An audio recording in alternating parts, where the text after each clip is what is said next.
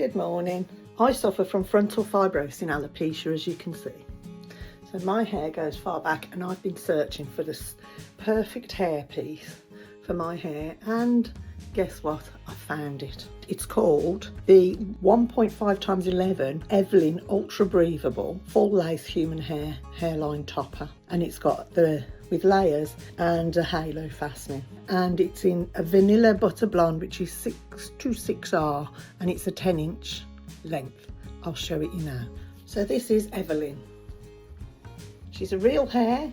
This is the lace inside. It's got the thicker pieces that just fit in by the ears. The lace is very sheer, blends in easily with your natural hairline. You can't see it once it's on. This is the halo wire, and all you do with this to adjust it is you just pull these. The wire comes through this hook and onto there, and to tighten it up a little bit, you just give it a gentle pull, and that moves the wire.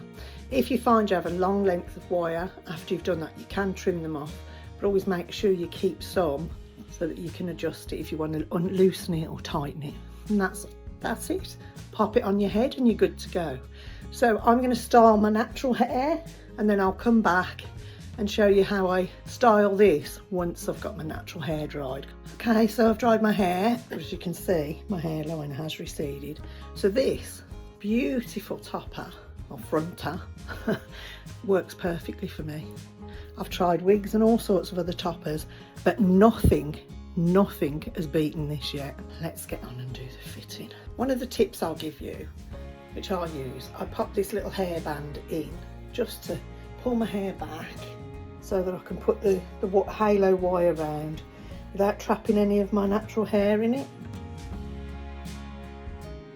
So all you do with this, on it goes, over the back, and then fit the wire so it fits comfortably at here under where the head sort of bulges, comes out. Can't remember the name of that. As you can see, she's on. I'll now move it into position. There she is on. She's not moving. Now what I need to do now here is make sure I've positioned that the right place by my ear.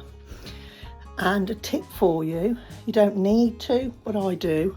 I've found I put a tiny bit of wig tape on there just to hold it still because I wear glasses, and I found I was pushing it on and pushing it back a little bit when I was taking my glasses on and off.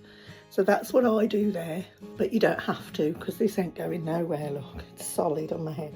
Right, now I'll let my hair down, and then I just take the tail comb and make sure I've lifted all the hair.